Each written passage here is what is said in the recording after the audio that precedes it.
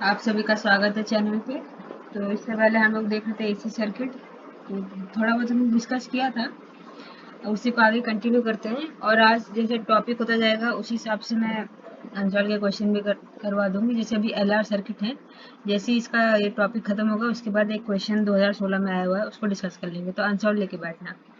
तो चलिए शुरू करते हैं। LR circuit. तो कल वाला हमने जैसे क्या किया था कि पहले हमने सिंगल प्योरली रेजिस्टेंस को देखा, फिर इंडक्टेंस को देखा, फिर कैपेसिटेंस को देखा। ठीक है, मतलब सबको अकेले अकेले देखा। अब सबका कॉम्बिनेशन देखेंगे। अभी एलआर देखेंगे, फिर एलसी देखेंगे। ठीक है, अभी बात करते हैं एलआर सर्किट। एलआर सर्किट में क्या होगा, सिर्फ एल होगा, मतलब इंडक्टर होगा, और सिर्फ रेजिस्टेंस होगा। तो कुछ इस प्रकार से सर्किट होगी हमारी, रेजिस्टेंस और इंडक्टर। ठीक है, इंडक्टर हेनरी में गिवन होगा हम लोगों को। यहाँ पे वोल्टेज सप्लाई एसी है, इसलिए ऐसे टिल्ड साइन के साथ। यहाँ पे रेजिस्टेंस, यहाँ पे इंडक्टेंस। ठीक, और यहाँ से करंट हमारी जा रही होगी।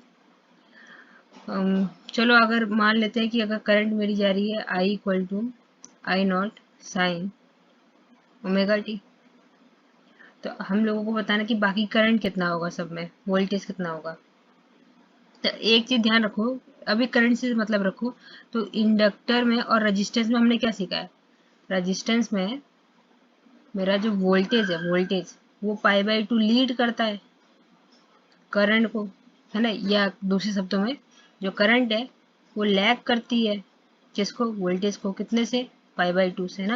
इससे पहले हमने ये पढ़ा है। और ठीक इसका अपोजिट है मेरे कैपेसिटर में। और रही बात हमारे रेजिस्टेंस की, रेजिस्टेंस सेम का सेम रहता है। अगर 0 डिग्री है तो 0 डिग्री रहेगा, अगर मतलब ये सेम फेज में रहता है।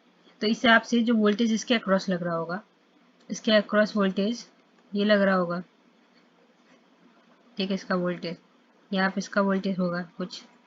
तो हमें अगर बताना है कि इसका वोल्टेज क्या है, इसका वोल्टेज क्या है, तो इसलिए हम लोग फाइंड आउट कर सकते हैं। क्योंकि करंट के सेम डायरेक्शन में तो इसका भी होगा। इसका मतलब वी आर, मतलब एट रेजिस्टेंस आई नॉट के साथ इधर वी नॉट हो जाएगा। ओके, फिर साइन ओमेगा टी रहेगा ही रहेगा, क्योंकि सेम फेज में उसको होना है।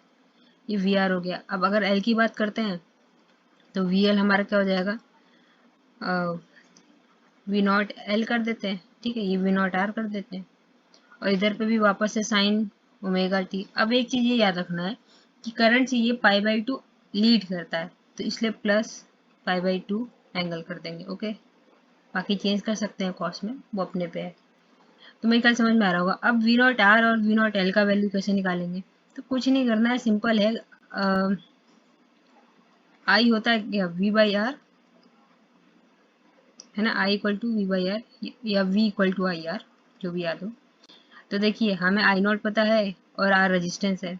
तो इसके लिए तो हम लोग आर को यूज़ करते हैं, और इसके लिए हम लोग इंडक्टेंस को यूज़ कर, सॉरी इंडक्टेंस नहीं, रिएक्टेंस को यूज़ करते हैं, एक्सेल।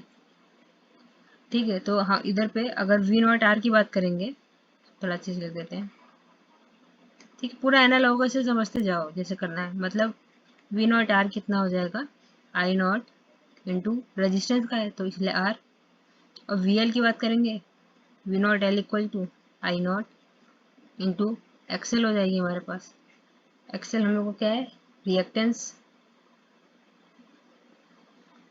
Due to inductor.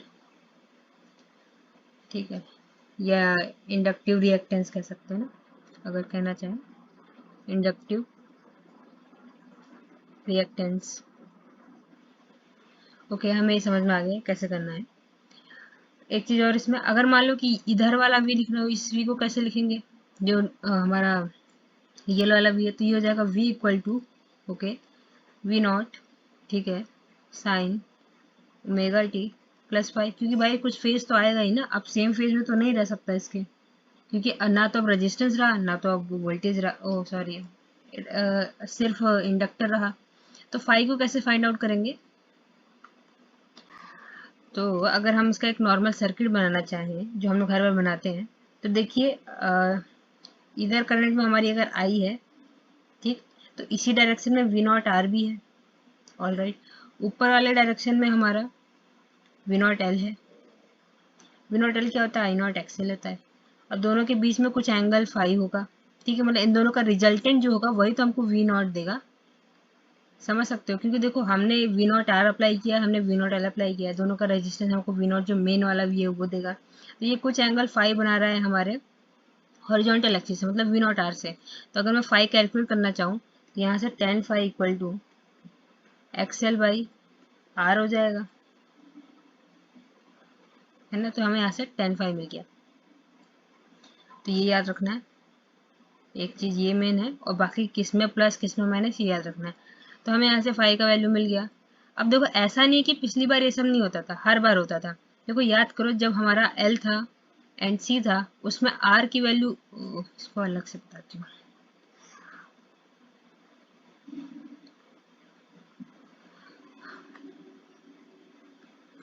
देखो इससे पहले जब हमारा सिर्फ इंडक्टर वाला केस था, तो उसमें आर इक्वल टू जीरो होता था ना। तो इसलिए टेन फाई इक्वल टू क्या हो जाएगा, XL by zero equal to infinity. तो वहाँ पे फाई का वैल्यू पाई बाई टू हो जाता था, और हम देखते भी हैं कि पाई बाई टू हो जाता था।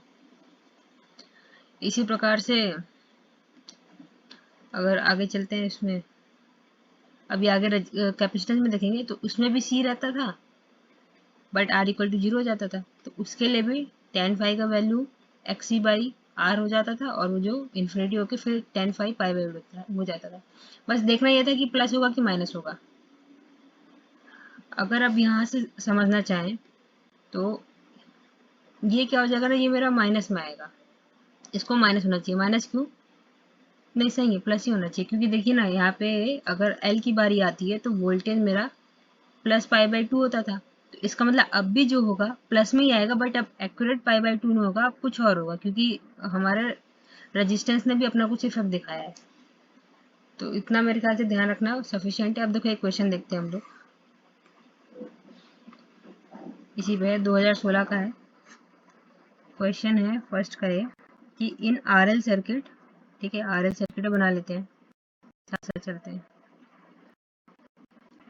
आर एल सर्किट, एल की वैल्यू है 80 milli henry, 80 milli henry, okay, और हमारा रेजिस्टेंस है 100 ohm, and current lag behind voltage by 45 degree, और करंट जो है वो 45 डिग्री पीछे चल रही है, मतलब करंट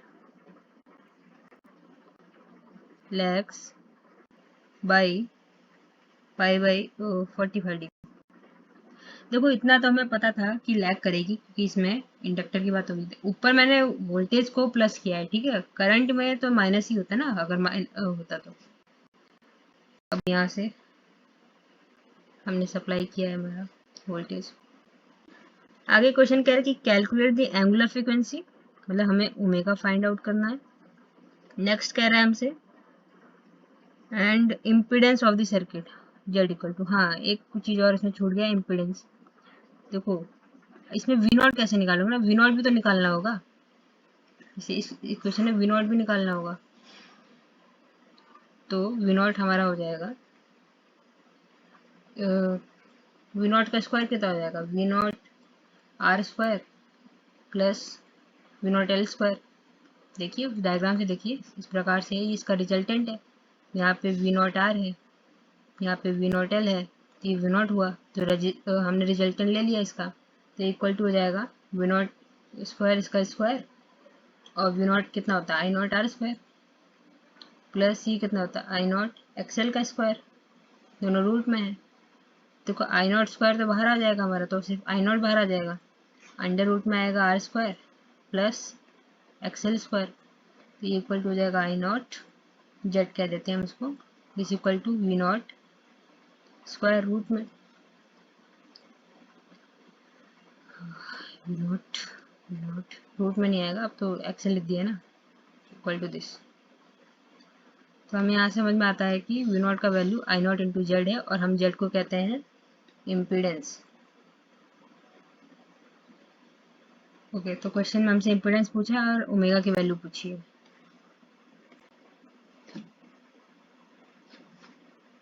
देखो शुरू करते हैं इसको। हमें पता है कि आई लैक्स 45 डिग्री वोल्टेज। तो अगर मान लो कि क्वेश्चन में ना दिया होता तुमको कि ये एल आर सर्किट है, है ना, और पूछा होता कि कौन सी सर्किट है, तो अपने आप 45 डिग्री लैग कर रहा है, तो इसका वो भी करंट लैग कर रहा है ना, तो इसका मतलब अपने आप आंसर हो जाता है एल आर सर्किट। ऐसे भी क्वेश्चन कभी कभी घुमा देता है, आपसे कह देगा कि लैग कर रहा है कि लीड कर रहा है, बताइए ये क्या होगा। ठीक है, अब देखिए हमको रेजिस्टेंस दे रखा है 100 ओम। ओके, और एल का भी वैल्यू दे रखा है ना, हाँ, एल की वैल्यू है 80 इंटू मिली हेनरी। तो यहाँ से एक्सएल निकाल लो, एक्सएल इक्वल टू कितना हो जाएगा, ओमेगा एल। अब एक्सएल कैसे फाइंड आउट करेंगे, यहाँ पे ये बात आती है, तो इसको हम लोग ऐसे करेंगे। देखो मुझे एंगल गिवन है ना, ध्यान दो, tan फाई गिवन है, tan फाई मतलब फाई गिवन है, तो फाई की वैल्यू है 45 डिग्री, tan 45 होता है 1, और ये होता क्या है, ये होता है एक्सएल बाई आर। ओके, तो यहाँ से एक्सएल की वैल्यू निकाल लेते हैं, तो एक्सएल इक्वल टू आर के बराबर, ये भी 100 के बराबर हो जाएगा, 100 ओम। तो यहाँ पे एल की वैल्यू निकाल, ओमेगा की वैल्यू निकाल सकते हैं ना, omega equal to XL by L equal to 100 by 80 milli, तो 10⁻³ ऊपर दे दो। ठीक है, दिस इज आवर आंसर, इसको सॉल्व कर देना, ओमेगा की वैल्यू आ जाएगी। उसके बाद उनसे पूछा इम्पिडेंस ऑफ द सर्किट। अब इम्पिडेंस भी तो हो जाएगा, देखिए एक्सएल की वैल्यू मिल गई, आर की वैल्यू मिल गई, तो Z equal to XL plus R root में। ओके, तो एक्सएल की वैल्यू है 100 प्लस आर की वैल्यू भी है 100, और दोनों का स्क्वायर होता है आई थिंक ना, तो स्क्वायर होगा, देखो ऊपर लिखा था कि नहीं, लिखा हुआ है, तो यहाँ से देखेंगे तो ये आ जाएगा हमारा 100√2, और ये भी ओम में ही आएगा, दिस इज आवर आंसर। तो आई थिंक समझ में आ रहा होगा किस प्रकार से क्वेश्चंस करने हैं। चलो एल आर हो गया, अब हम लोग एल सी सर्किट समझ लेते हैं, फिर आगे चलते हैं।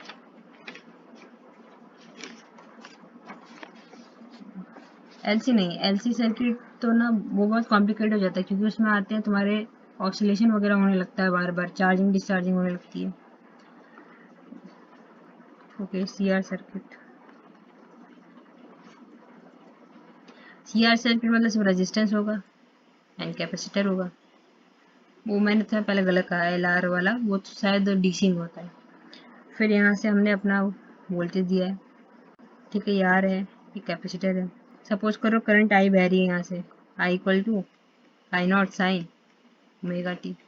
अब देखो हमें इतना पता है कि करंट के डायरेक्शन में हमारा डायरेक्शन, करंट की फेज में हमारा रेजिस्टेंस भी रहता है, तो अगर मैं आर निकालना चाहूँ, वी नॉट आर, तो ये कितना हो जाएगा, ओ सॉरी वी आर, तो हो जाएगा V naught R, okay, sine omega T, क्योंकि सेम फेज में होना है, इसलिए कोई वेरिएशन नहीं होगा।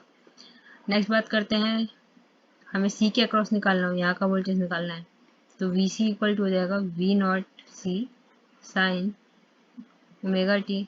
अब देखो तुम्हारे कैपेसिटर में करंट जो होता है वो लीड करता है बाई पाई बाई 2, भाई 90 डिग्री आगे चलता है ना, तो इसका मतलब कि मेरा जो वोल्टेज होगा वो 90 डिग्री पीछे चल रहा होगा, यहाँ पे माइनस का पाई बाई 2 आ जाएगा।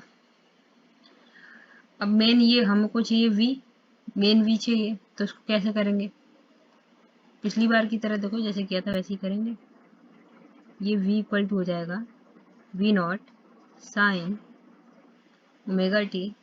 अब देखो कैपेसिटर है, तो इसको माइनस होना पड़ेगा क्योंकि ये लैग करेगा कुछ, तो माइनस का फाई। अब फाई कैसे फाइंड आउट करेंगे, डिट्टो सेम पहली वाली कहानी, क्योंकि देखो अब की बार हमारा रेजिस्टेंस ये रहा, और ये रहा मेरा, या फिर ऐसे मत करो, इसको डाउनवर्ड कर देते हैं, चलो, दिस इज आर रेजिस्टेंस, और इससे 90 डिग्री पीछे हमारा एक्सी होगा, एक्सी तो समझ रहे हो ना, एक्सी इक्वल टू 1/ओमेगा सी, से पहले वाले लेक्चर में हमने देखा था कैसे आता है, और इनका जो रिजल्टेंट होगा वही वी नॉट होगा। देखो मैंने डायरेक्ट ऐसे लिख दी क्योंकि देखो दोनों के आगे से आई आई भी लगाओगे ना, आई आई भी लगाएंगे, और फिर साथ में, तो ये कितना होगा, यही वी नॉट सी का वैल्यू होगा, और दिस इज वी नॉट की वैल्यू। ठीक है, अगर एल आर समझ में आ रहा होगा तो आर सी भी समझ में आ रहा होगा।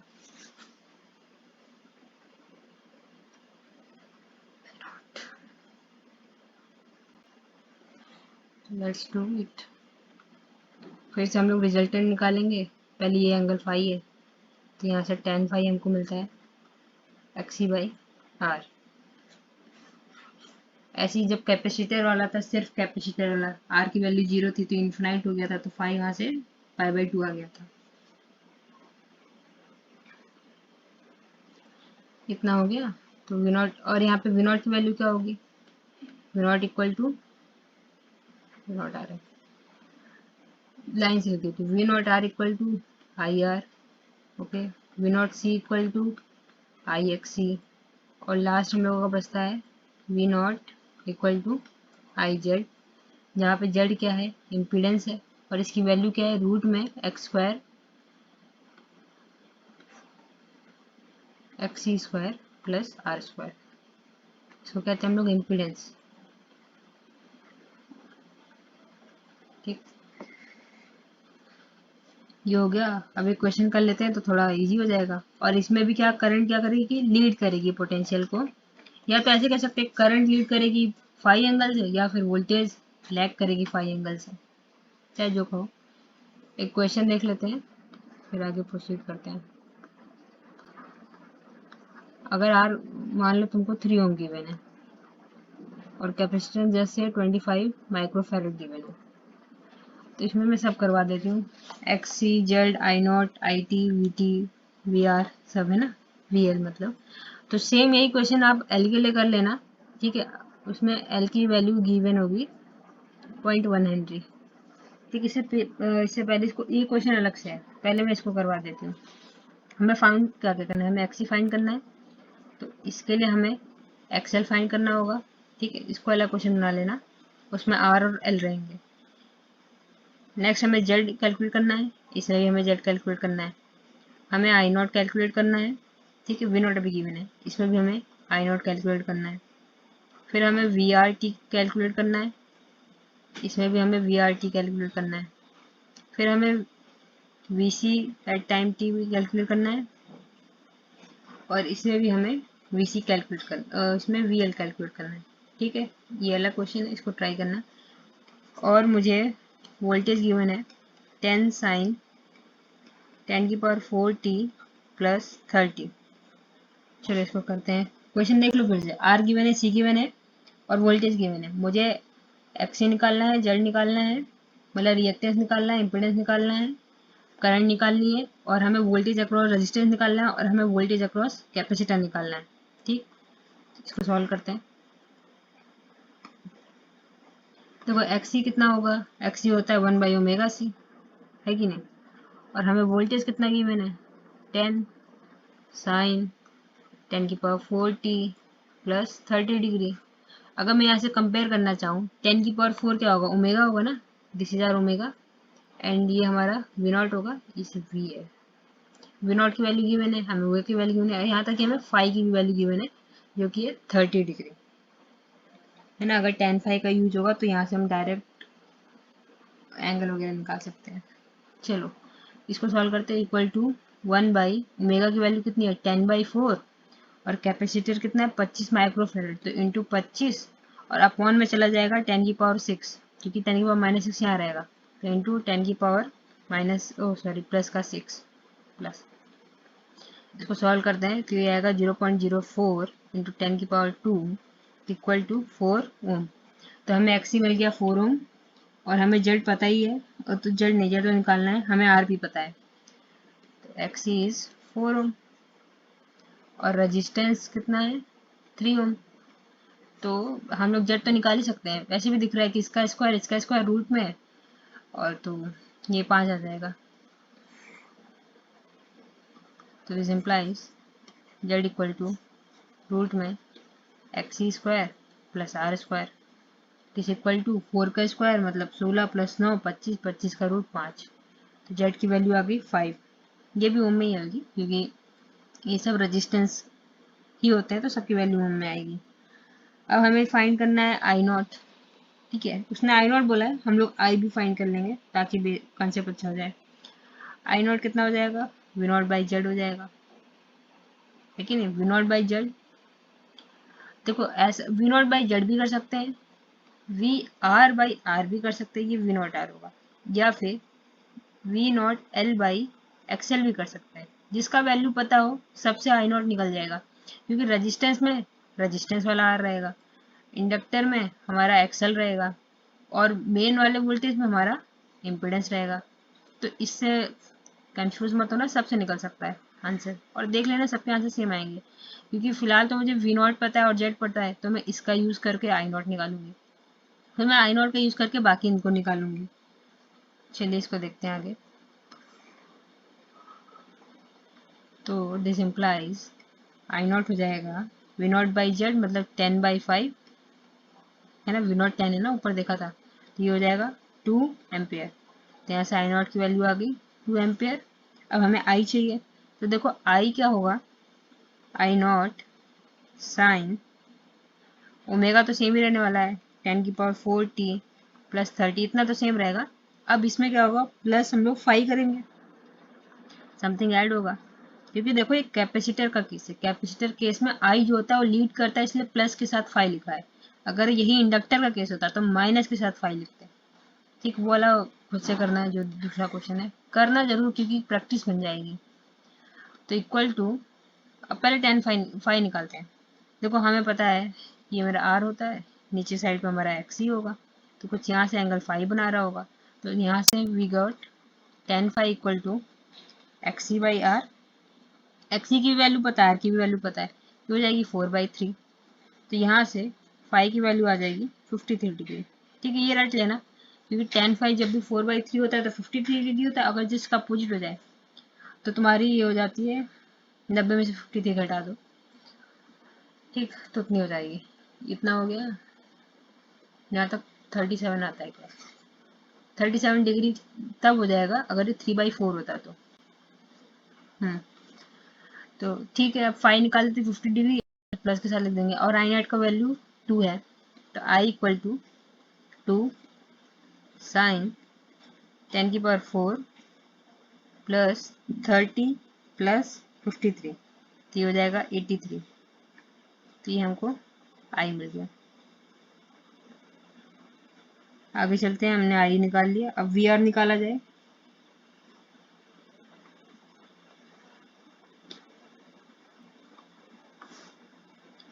देखो वी आर होता है वी नॉट आर साइन, और ये किसके साथ होता है, करंट के साथ होता है ना, तो इसलिए यहाँ पर 10⁴t प्लस करंट के साथ फेज में होता है, इसलिए 83 डिग्री ही लिखेंगे, क्योंकि इन फेज विथ करंट। बस हमको वी नॉट आर फाइंड करना है, तो उसको फाइंड तो कर ही लेंगे, हमें आर पता है, हमें आई भी पता है, पर हमने देखा भी था। तो ये हो जाएगा V naught R equal to I naught R, I की वैल्यू रखो 2 और आर की वैल्यू रखो 3, तो ये हो जाएगा 6 ना, इसकी वैल्यू है 2, इसकी वैल्यू है 3, 6। तो V R equal to 6 sine 10⁴t plus 83 degree, this is our answer. देखो रेजिस्टेंस का और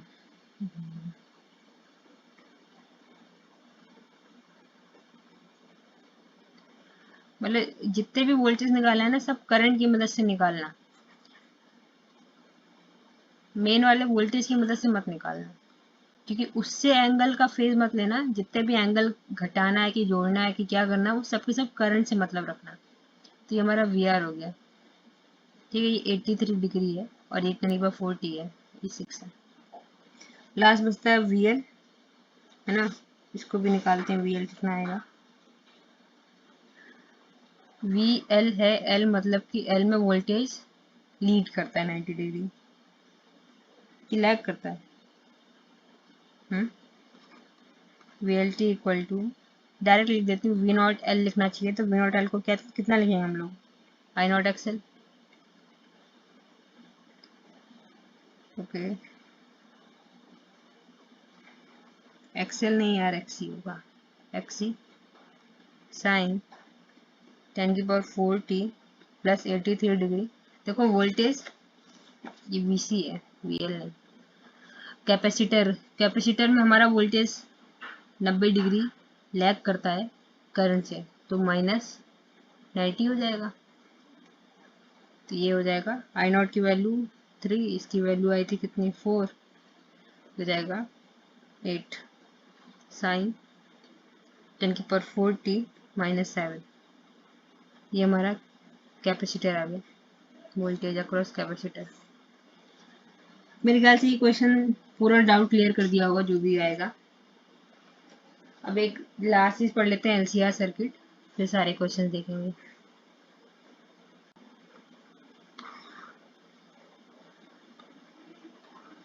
एलसीआर, अब क्या होगा, नाम से पता चल रहा है तीनों हो जाएंगे। यहाँ पे हो जाएगा एल सी आर, यहाँ पे हमें एसी वोल्टेज दिया होगा और यहाँ से करंट जा रही होगी I = I0 sign omega T, मान लेते हैं इतनी जा रही है। तो ये सब तो ये अभी तो करते ही आए हो। रेजिस्टेंस के अक्रॉस वोल्टेज निकालोगे तो सेम फेज में हो जाएगा, कैपेसिटर के अक्रॉस में निकालोगे तो वोल्टेज है ना, करंट 90 तो -π/2 हो जाएगा। और इंडक्टर के अक्रॉस, ओहो सॉरी ये इंडक्टर था, इंडक्टर के अक्रॉस करोगे तो +π/2 हो जाएगा वोल्टेज, कैपेसिटर की तरफ करोगे तो -π/2 हो जाएगा, और रजिस्टर की तरफ करोगे तो ±0 कर दो, कोई मतलब नहीं है क्योंकि कुछ नहीं होने वाला, सेम फेज में रहेगा। एक एक बारी बारी करके लिख देती हूँ। और ये V जो मेरा मेन होगा ये कितना हो जाएगा, ये भी कुछ 5 से होगा। अब वो डिपेंड करता है कि यहाँ पे XC बड़ा है कि XL बड़ा है, उस पर डिपेंड करेगा। मैं अब लिख देती हूँ VR, VC एंड VL की वैल्यू। देखो VR हो जाएगा V0R साइन ओमेगा टी, क्योंकि करंट के साथ ही इसको जाना है। VC की बात करेंगे तो ये हो जाएगा V0 साइन ओमेगा टी, और माइनस के साथ हो जाएगा V0C sign omega T -π/2। Next चलते हैं VL की बात करेंगे तो इसमें V0L हो जाएगा साइन ओमेगा टी, साथ में +π/2 हो जाएगा। ये तीनों तो ऐसे हो गए। अब हमें बात करनी है कि जो मेन V है वो कैसे लिखा जाएगा। तो मेन V में हमें पहले 5 फाइंड आउट करना पड़ेगा। ठीक, अब इतना नोट कर लो इसको। अब इसमें डायग्राम बनाया जाए फिर समझ में आएगा। देखो इसमें दो केस बनते हैं, या तो मेरा VL बड़ा हो जाए V0L बड़ा हो जाए V0C से, या तो V0C बड़ा हो जाए V0L से। ये डिसाइड करेगा कि आपका ये प्लस के साथ 5 जाने वाला है कि माइनस के साथ 5 जाने वाला है। हम लोग मान लेते हैं केस 1। यहाँ पे V0L जो है वो ग्रेटर देन है V0C से। अगर V0L बड़ा है V0C से तो x, जाहिर सी बात है XL भी बड़ा होगा XC से, क्योंकि इसी की मदद से हम फाइंड आउट करते हैं I से मल्टीप्लाई करके। This implies XL is greater than XC। ठीक, तो ये कुछ इस तरीके से बनेगा। यहाँ पे R होता है और यहाँ पे XL होगा, क्योंकि XL 90 डिग्री आगे चलता है R से, और यहाँ पे होगा कुछ XC जो कि 90 डिग्री पीछे चलता है R से। अब देखना ये कि देखो XL जो है वो भाई साहब बड़े हैं XC से। अगर यह बड़ा है तो जो रिजल्टेंट होगा वो इस डायरेक्शन में जाएगा, मतलब कुछ इस डायरेक्शन में रिजल्टेंट जाएगा, जिसको हम लिख सकते हैं V0L -V0C। ठीक है, ये इधर का रिजल्टेंट हो गया और यहाँ पे हो जाएगा रेजिस्टेंस, और ये एंगल कुछ फाई बन रहा होगा। तो यहाँ से tan फाई हम निकालते हैं, tan फाई इक्वल टू ये हो जाएगा V0 -V0L करके, इसको V0R रखो जब यहाँ पे मैं V0 रखी हूँ, या अगर इसके साथ चलना चाहे इस प्रकार का डायरेक्शन तो जब R रखेंगे, देखो R के साथ ही XL XC लोगे और V0R के साथ V0L V0C लोगे, ये यहाँ पे C है। तो इसको जब देखेंगे तो ये इस तरीके से हो जाएगा XL XC, और ये एंगल बना रहा है फाई। तो इसको हम लिखना चाहें तो ये हो जाएगा XL XC/R। चाहे V naught minus V naught C अपन वी नॉट आर भी कर सकते हो, फिर उसको कंपोनेंट में तोड़ोगे आई से मल्टीप्लाई करके, I naught X L minus I naught X C अपन आई नॉट आर, वो आई कॉमन होके आई नॉट कॉमन होके कट जाएगा तो वापस यही आ जाएगा सेम चीज। तो ये हमारा tan फाई है। यही मान लो अगर केस पलट जाता, सी बड़ा हो जाता, तो ये भाई साहब किधर आ जाते, इधर चले जाते। अब रही बात जेड, यहाँ पे कैसे निकालेंगे? देखो एनालॉगस ले लो, जेड हमने पहले देखा था तो आर प्लस एक्सएल था रूट में, फिर हमने जेड देखा तो ये मेरा R square plus X square था रूट में, फिर अभी हम लोग इसमें लास्ट में देखेंगे तो ये कितना हो जाएगा, R square plus XL minus XC का होल स्क्वायर रूट में। तो दिस इज आर इम्पिडेंस। और क्योंकि इसमें क्या कहते हैं हमारा एल बड़ा है ना, एल मतलब वी नॉट एल बड़ा है या एक्सएल बड़ा है, तो इसका मतलब कि जो करंट होगी वो लैग करेगी पाई से, या कह सकते हैं कि वोल्टेज जो होगा वो लीड करेगा पाई से। तो अब फाइनल एक्सप्रेशन लिखते हैं हम लोग वी का अपना, V equal to V naught, okay, V naught के बाद साइन ओमेगा टी। अब देखो ये करंट से क्या करेगा, पाई लीड करेगा प्लस फाई, जहाँ फाई हम इसकी मदद से निकालेंगे, टेन फाई इक्वल टू इतना, फिर phi equal to ten inverse XL minus XC upon R. और वी नॉट की बात करें तो वी नॉट हम लोगों का हो जाएगा आई इंटू जेड, जिसे पहले देखा था, बस जेड में थोड़ा सा अंतर आ गया, इस तरीके से हो गया। मेरे ख्याल समझ में आ रहा होगा किस तरीके से करना है। अब चलो एक सवाल देख लेते, या फिर दूसरा केस जो बचा उसको भी देख लो। दूसरे केस में ये हो जाएगा कि वी नॉट एल जो है वो छोटा हो गया वी नॉट सी से।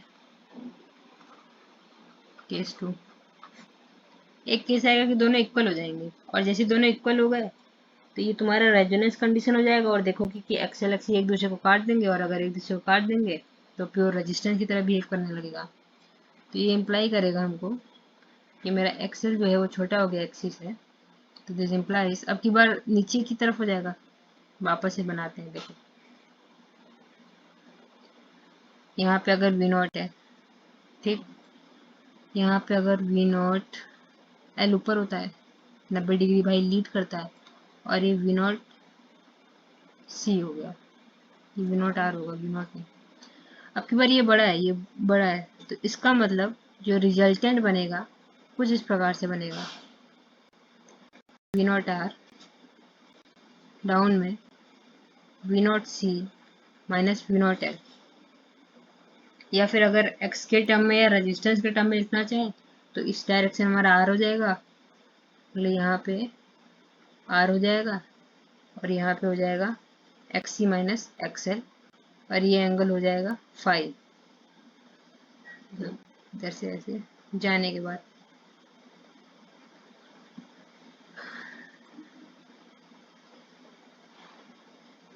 ये एंगल फाई हो जाएगा।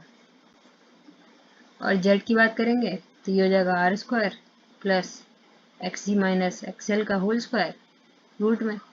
तो हमें आर पता चल गया, फाई पता चल गया, हम लोग दोबारा से हमारा वोल्टेज फाइंड आउट कर सकते हैं, एक्स सी माइनस एक्सएल का होल स्क्वायर।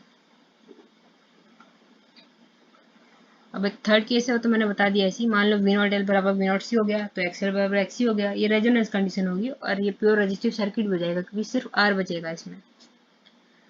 चलिए फिर कुछ क्वेश्चंस कर लेते हैं सॉल्व के। अगला क्वेश्चन है 2011,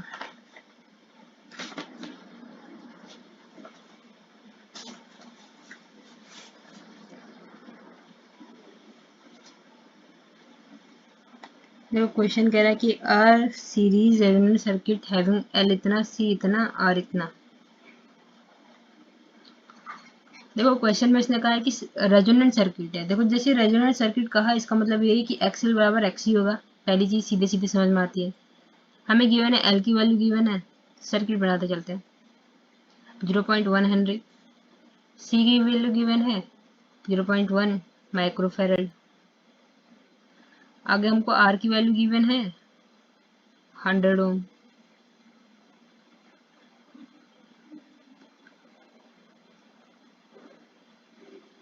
ठीक है। And connected to an alternate voltage, ये 100 है। हमें वोल्टेज भी दे रखा है, AC वोल्टेज,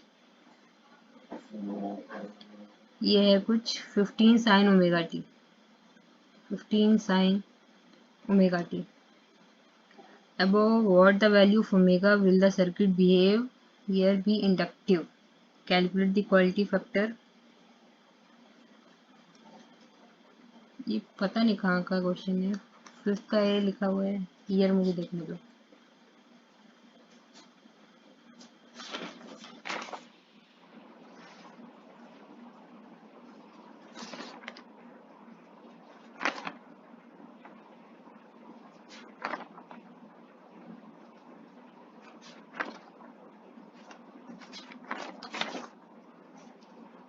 ये 2005 का क्वेश्चन है,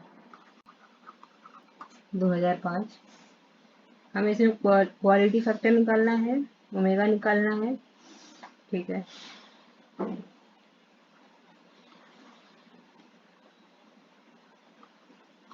सॉल्यूशन मैंने अलग से क्वालिटी फैक्टर का क्वेश्चन नहीं बताया, उसको यहीं पे डिस्कस हो जाएगा हल्का सा। तो क्यू नॉट को हम लोग कहते हैं क्वालिटी फैक्टर, और ये होता है omega naught L by R, या फिर इसको दूसरी तरीके से ले सकते हैं, और 1 बाई आर रूट में LC। यहाँ पे ओमेगा नॉट की वैल्यू, जिसे ओमेगा नॉट कैसे निकालते हैं, ये होता है रूट में 1 बाई रूट में LC।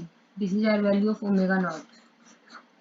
तो यहीं से वैल्यू निकालेंगे, इसमें रख देंगे और हो जाएगा। जनरल थ्योरी तो पढ़ी होगी ना तुम लोगों ने, मुझे तो वैसे भी थोड़े क्वेश्चंस पे ही फोकस करना है, क्योंकि इसलिए मैं उतना थ्योरी पे फोकस नहीं कर रही हूँ, नहीं तो बहुत बड़े बड़े लेक्चर हो जाएंगे। ठीक है, हम लोग वी नॉट निकालते हैं, एन हमें पता ही है गिवन है, आर भी हमें पता है गिवन है। तो वी नॉट हो जाएगा रूट में LC, तो इसकी वैल्यू हो जाएगी 1 बाई रूट में 0.1 इंटू 0.1 इंटू 10 की पावर -6। और जिससे पहले वाला क्वेश्चन था ना, वो भी 2005 का, पहले का ए है, उसको भी देख लेना, जिसमें ओमेगा कुछ 125 रेडियन पर सेकंड आएगा। यहाँ से चलो ओमेगा नॉट की वैल्यू निकालते हैं, ये आएगा 10 की पावर 4। देखो ना, यहाँ से 0.1 एक 0.1 बाहर आ गया और 10 की पावर 3 ऊपर गया, 10 की पावर 4 हो गया, इक्वल टू 10 की पावर 4 रेडियन पर सेकंड। तो यहाँ से quality factor Q naught equal to omega naught into L, मतलब 10 की पावर 4 इंटू 0.1 अपॉन 100। देखते हैं, 10 की power 4 into 0.1 upon 100 equal to 10। तो ये आंसर आ गया 10। अब हमें फाइंड करना है रेजोनेंट फ्रीक्वेंसी, हमें पता चल गई ओमेगा नॉट है, हमें पावर डिसिपेशन फाइंड आउट करना है। इसको देखते हैं, eight resonant frequency.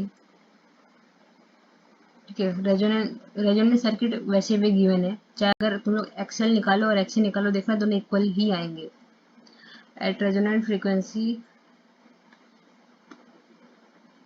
to the maximum power, the resonant frequency to the maximum power is dissipated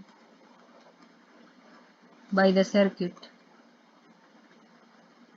असल में थोड़ा बोर्ड है खराब, इसलिए इसमें धीरे धीरे लिख के आता है, इसको बाद में मॉडिफाई करने की कोशिश करूँगी, अभी तो ऐसे ही काम चला लीजिए।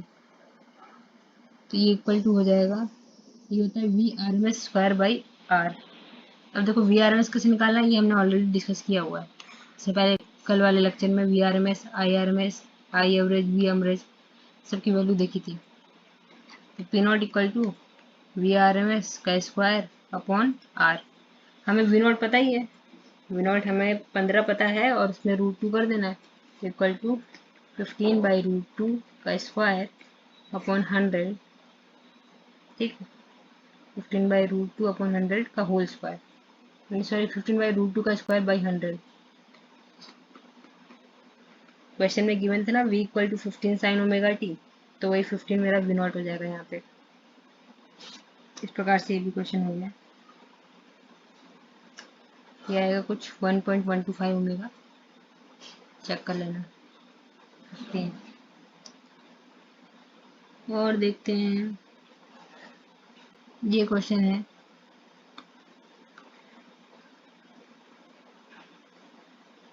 ये है 2016 का।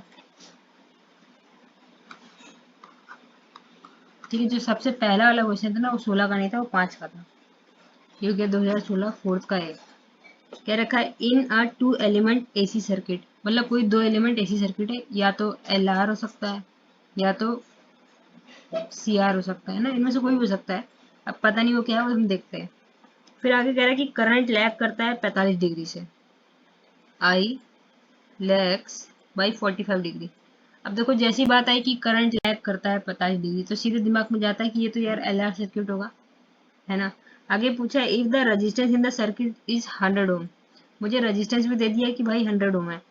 फिर हमसे कह रहा है calculate the reactance of the circuit, मतलब हमें रिएक्टेंस फाइंड करना है। अगर सी आर हुआ तो हमें इसके अकॉर्डिंग करना पड़ेगा, एक्सी करना पड़ेगा, और एल आर हुआ तो हमें एक्सएल करना पड़ेगा। ठीक, ओके। और हमें ये भी बताना है कि ये एल आर सर्किट है कि सी आर सर्किट है। देखो ये तो मुझे डायरेक्ट पता चल गया, जैसे कहा कि लैग किया है 45 डिग्री।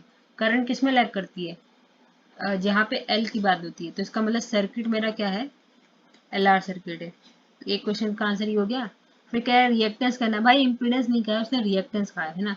तो रिएक्टेंस की वैल्यू, मतलब यहाँ पे इंडक्टिव रिएक्टेंस की बात होगी, भाई इंडक्टर लगा हुआ है, अगर कैपेसिटर लगा हुआ है तो कैपेसिटर रिएक्टेंस की बात होगी। तो एक्सएल का वैल्यू यहाँ से हो जाएगा ओमेगा एल, और ओमेगा की वैल्यू गिवन नहीं तो ओमेगा एल करके छोड़ दो, बस इतने में छोड़ दो। नहीं निकाल सकते हैं, छोड़ना क्या है, रुक जाओ यहीं से निकल जाएगा शायद। एल का वैल्यू, क्योंकि 1045 डिग्री गिवन है ना मेरे को, तो 1045 degree equal to XL by R होता है, एक्सएल बाई आर। और एक्सएल का वैल्यू अब हम यहाँ से फाइंड आउट कर सकते हैं, 1045 इक्वल टू 1, और आर की वैल्यू गिवन है, तो यहाँ से this implies XL equal to 100 ohm. XL भी मेरा 100 ओम हो गया, एक्सएल पता चल गया। तो एक्सएल से बस हो गया, ओमेगा एल की तो जरूरत ही नहीं पड़ी, हमें रिएक्टेंस फाइंड आउट करना था, तो हमने एक्सएल फाइंड कर दिया और हमने बता दिया एल आर सर्किट था। आगे चलते हैं, ये है 2011 का क्वेश्चन। तो मेरे पास जो आंसर है ना वो 17 ही तक है, उसमें 18 का हो गया, फट गया है, और 19 में हम लोग के पेपर होने थे तो फिर आया नहीं। ये है हमारा 2011 फोर्थ का बी। हमसे पूछा है कि क्वालिटी फैक्टर को डिफाइन करना है, ये तो अपने आप नोट्स में देख लेना। वोल्टेज गिवन है 9√2 sine 10⁴ and L C R दे रखा है, तीनों दे रखे हैं। एल गिवन है, सी गिवन है, आर गिवन है। एल की वैल्यू 0.1 हेनरी, सी की वैल्यू 0.1 माइक्रोफेरेड, और आर की वैल्यू 100 ओम। और हमें वोल्टेज भी गिवन है जो कि है v equal to 9√2 sine 10⁴ t। तो देखो यहाँ से अनुमान लगाओ, v नॉट का वैल्यू 9√2 हो गया, ओमेगा का वैल्यू 10⁴ हो गया, हमें एल सी आर सब दे रखा है। ये ना रेजोनेंस कंडीशन है, कभी भी याद रखना अगर दोनों जगह 0 पॉइंट सेम दिया हो, मतलब अगर कुछ एक्स हेनरी गिवन हो और एक्स माइक्रो फैरेड गिवन है, तो समझ लेना रेजोनेंस कंडीशन होगी। जब फाइंड करेंगे तो एक्सएल एंड एक्सी का वैल्यू सेम आएगा। हमसे कह रहा है calculate RMS voltage of LCR, LCR का आरएमएस वोल्टेज कैलकुलेट करना है। देखो जो लोग विंसम से देखते हैं ना, वो लोग चीज ध्यान रखें, विंसम में हमेशा आंसर करेक्ट नहीं होते, बहुत आंसर्स कभी कभी गलत भी होते हैं। चलो इसको फाइंड करते हैं। सबसे पहले हमें आरएमएस वोल्टेज चाहिए, क्वेश्चन में क्या चाहिए, आरएमएस वोल्टेज चाहिए एल के अक्रॉस, सी के अक्रॉस, आर के अक्रॉस। पहले तो हम एल सी आर का V naught L, V naught C, V naught R find करेंगे, उसके बाद √2 से उसको मल्टीप्लाई कर देंगे, हमारा हो जाएगा काम। देखो वी टी गिवन इतना है, वी एट टी मतलब टाइम पे वी गिवन इतना है। पहले मैं एक्सी निकालूँ, एक्सी कितना होता है 1 बाई ओमेगा एल, और sorry XC 1 by omega C, ये हो जाएगा 1/10⁴ इंटू 0.1। फिर माइक्रो है तो 10⁻⁻⁶ नीचे है तो 10⁻⁻⁶ हो जाएगा। ठीक है, यहाँ से एक्स निकालते हैं और ये देखते हैं सॉल्व करने पे आएगा 4 ऊपर 6 तो 2 और नीचे 0.1 तो 3 इक्वल टू 10⁻³ ओम। एक्स आ गया, एक्सएल भी निकाल लिया जाए। देखो एक्स एक्सएल तो निकालना पड़ेगा ना वोल्टेज के लिए, और अभी तो मुझे करंट भी निकालना पड़ेगा, तो करंट के लिए तो मैं इसका यूज कर लूंगी। एक्सी, अब बात करते हैं एक्सएल, ये होता है ओमेगा इंटू एल। ओमेगा की वैल्यू है 10⁻⁴ इंटू 0.1 इक्वल टू 10⁻³ ओम। तो ये देखो दोनों सेम आ गया, एक्सी इक्वल टू एक्सएल आ गया, इसका मतलब ये रेजोनेंस की कंडीशन ही तो हुई। अब हमें फाइंड करना आई नॉट, क्योंकि मैं अगर आई नॉट फाइंड करूंगी तभी मैं एक्सी एक्सएल फाइंड कर सकती हूँ। देखो इसमें ना पूरा आई का एक्सप्रेशन नहीं पूछा है, वी नॉट वी एल का एक्सप्रेशन नहीं पूछा, वी सी का नहीं पूछा, पर मैं वो भी लिखवा दूंगी ताकि आना चाहिए ना समझ में। अब यहाँ से आई नॉट निकालें तो ये हो जाएगा V by Z. V by Z मतलब वी नॉट बाई जेड, और ये वी नॉट वी वाला है, V naught by Z. Z कैसे निकालेंगे, R square plus XL minus XC का होल स्क्वायर, चाहे जिसको भी आगे रखो दोनों सेम ही है। और देखेंगे वो कट जाएंगे तो यहाँ से जेड की वैल्यू आर के बराबर आएगी, जो कि हो जाएगा 100 ओम। तो दिस इक्वल टू 9√2/100, 9√2/100। हमें आई का भी आरएमएस निकालना है। ठीक है, आई नॉट हो गया, एक्सी एक्सएल सब हो गया।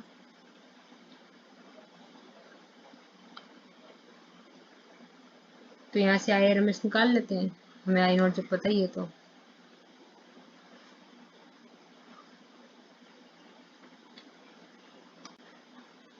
आई RMS equal to I naught by √2, तो हो जाएगा 9√2/100, √2/√2 मल्टीप्लाई हो जाएगा। तो इसको सॉल्व करेंगे तो 0.09 एम्पियर।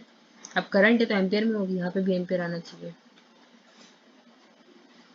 में वी आर निकालना है, वी एल निकालना है, वी सी निकालना है, तीनों को निकाला जाए फिर देखते हैं। अगर आई का एक्सप्रेशन लिखना चाहो तो कैसे लिख सकते हो, देखो ये है एल सी आर। अब एल और सी तो दोनों चले गए, कट गए, इसका मतलब जो फाई आएगा वो भी मेरा 0 आ जाएगा, मतलब तो उसको कोई मतलब नहीं रहेगा। तो यहाँ से करंट सेम डायरेक्शन में जाने लगेगी हमारी। तो अगर मैं आई लिखना चाहूँ तो आई हो जाएगा 9√2/100 sign 10⁻⁴t।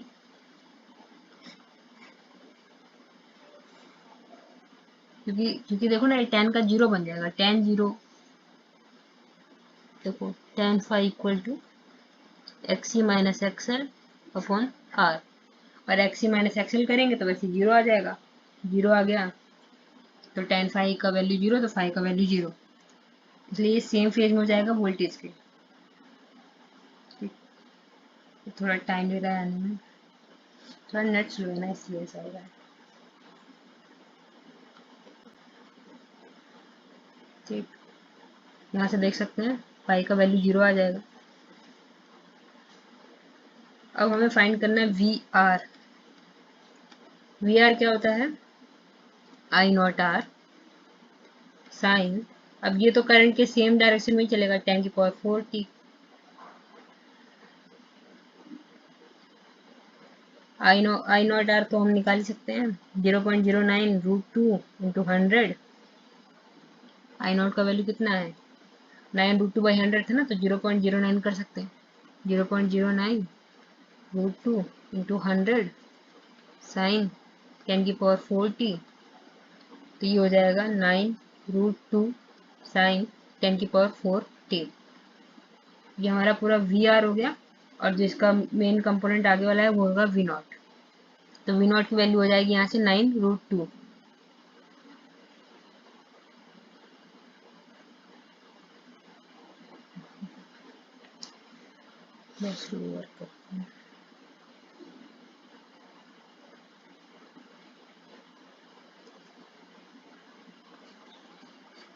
This is our V are.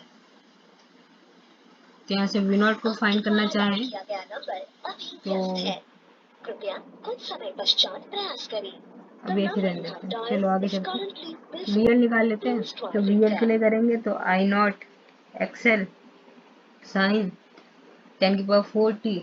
अब देखो वी एल है, मतलब एल है, इंडक्टर है, इंडक्टर में वोल्टेज हमारा करंट से 90 डिग्री आगे होता है, इसलिए प्लस π/2 कर देंगे।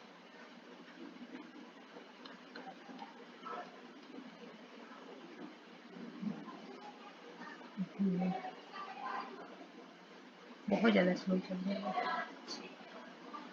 प्लस π/2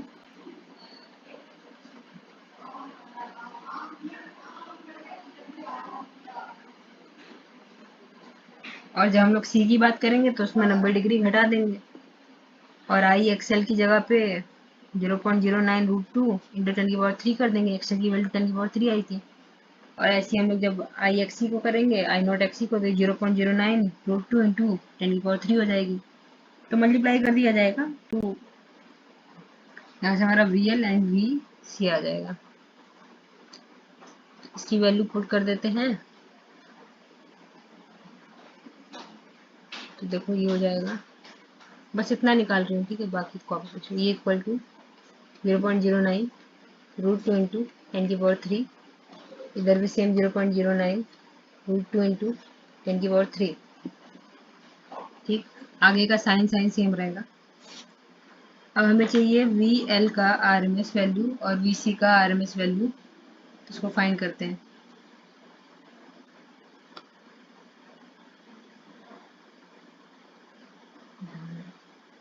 अरे बहुत बेकार चल रहा है यहाँ पे नेट। आगे वही साइन लगा हुआ है। अब हम लोग अगर वी नॉट आर का आरएमएस वैल्यू देखते हैं, वी नॉट आर तो ये है और वी नॉट सी ये है, इसको फाइंड करते हैं। सॉरी, ये वी नॉट सी है, ये वी नॉट सी है, ये वी नॉट एल है, ऊपर वाला वी नॉट आर था। तो ये हो जाएगा 9√2, है ना।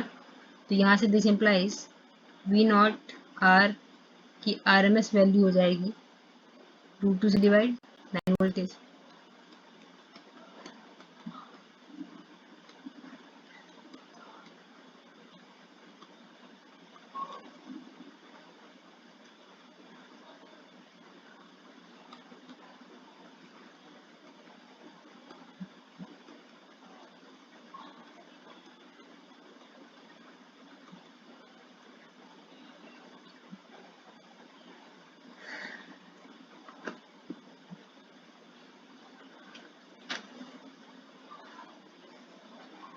Note RMS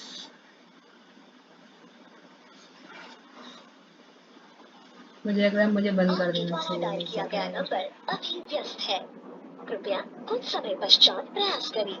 The number you have dialed